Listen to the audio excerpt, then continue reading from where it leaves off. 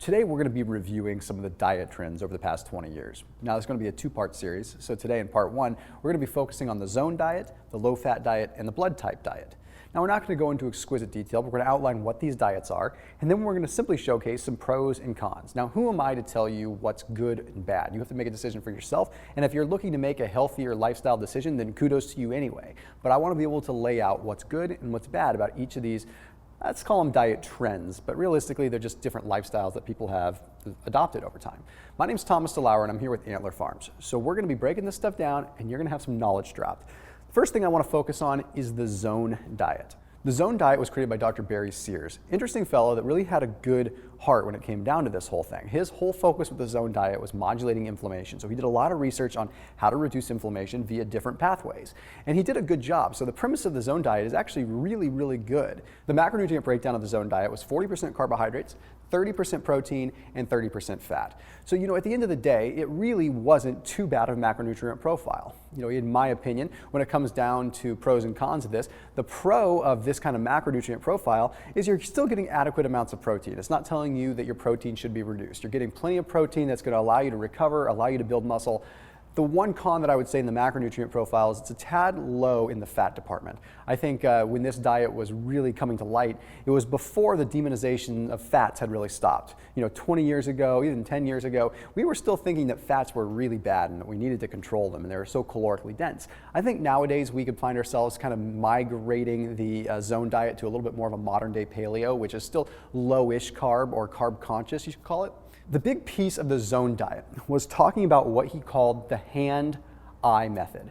He was a big fan of not having to use any kind of scales and not having to weigh out your food. Basically, you could look and say your protein should be about the size of your fist, your starches should be about 2 fists, and fats should be sparingly. He also used something known as food blocks. So these food blocks or zone blocks were sort of these categories of how he sized up food. So he was really big, again, on when you looked at a plate of food, 1/3 of your plate should be your healthy proteins, 2/3 of your plate should be your starches, your carbohydrates, and then again, fats just sparingly weaved in between. Now, if you look at that, that is going to probably put you at like a 20 to 30% of your fat breakdown. But really, when you break it down, you're kind of leaning on the low side of fat. So the con that I have here is the contradiction. You say 30% fats, but if you use that hand-eye method, you're going to end up coming in closer to 20% fat, which means that you're going to be leaning higher towards the carbohydrate level. The other thing is there's no elimination of specific grains. Okay, when we talk about inflammation, we really should be reducing grains coming in. We should be reducing gluten. We should be looking at these things because that's very important for inflammation. So where the zone diet was really strong, however, was focusing on eliminating processed foods, eliminating sugar, and even eliminating coffee and tea. Now that also serves as a con because recent science is showing that the polyphenols in coffee and tea are exceptionally anti-inflammatory and the flavonols are actually very powerful at modulating inflammation in the body as well. So again, the premise was good, but I think it came down to people were measuring their food a little bit more with their hand-eye and therefore they were eating less and their calorie intake was quite a bit less. So I think that's what breaks down the zone diet. Now let's talk about the low-fat diet.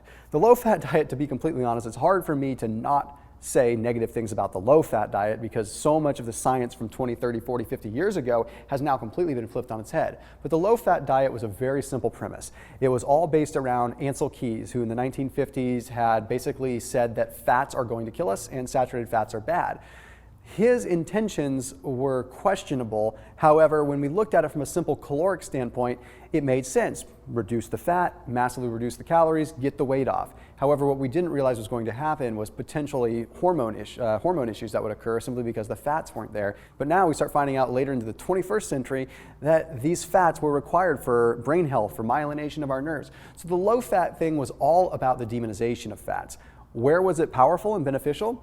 It gave you some strength, okay? It definitely gave you some power in terms of the initial surge. You felt like you had energy, you felt like you could get through the day, but the cons were that a month, 2 months into that, you would end up in this point where you didn't have enough fats to really satisfy your body from the hormonal standpoint. So you'd run into these issues with your endocrine system that would eventually plummet your strength level. So it kind of led people to believe that they were feeling good, and then as time went on, they weren't feeling so good.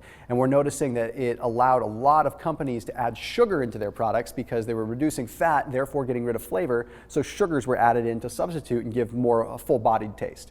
Okay, the next one that I want to talk about is the blood type diet. This one was really interesting, and quite honestly, I believed a lot of it for a long period of time, and there's still components that I think are attributable to a lot of people. The blood type diet said, hey, if you have a specific blood type, there's going to be specific foods that are going to work for you and specific foods that are not going to work for you. And when you look at it, it makes sense, like type A, type B, okay, some of these people can eat red meat, some of them can't. I loved it because the amount of work that went into it was truly, truly phenomenal. And I think people had a lot of benefit with it simply because it restricted their foods again. So when we look at the diet and we look at just how people respond to diets in the first place, whenever there's some caloric restriction or food restriction, people lose weight and have success. And when you lose weight, you reduce C-reactive protein levels and you lose inflammation and you ultimately end up dropping your blood cholesterol levels. Anytime you have a break from food in your bloodstream, inflammation can go down and your body can heal. So when you restrict people's food and you tell them they can only eat X, Y, Z, you're eliminating and alienating a certain amount of food from them so they start to lose weight. So nothing bad to say about the blood type diet except for the fact that as we've progressed with science, we've found that it's more so people's immunoglobulins, IgG, IgA, all these different immune systems and these immune system properties, I should say, that react with specific foods that are independently operating outside of the blood type. So it's not necessarily your blood type, it's more so what do you have food sensitivities to. So that's sort of the next evolution of the blood type diet. However, there is still some merit when you start looking at mineral contents, you start looking at things like that. There is some degree of food that has to associate with our blood and mix with our blood. So I'm not one to say that it's good or bad, but I will say that it really adds a lot of complexity to the dietary patterns that people are trying to embark on. If you have this kind of complexity, you're a lot less likely to stick to it because you can't carry a chart with you all the time to make sure you're eating the right thing. And if you go to a restaurant and you say, hey, try to hold this off of this and hold this off of this because I can't have this spice or this oil, you're just destined for failure. Anyhow, I invite you to join me for part 2 as we investigate the South Beach diet and Atkins and a couple others as well. I'll see you soon, and thanks for keeping it locked in here with Antler Farms.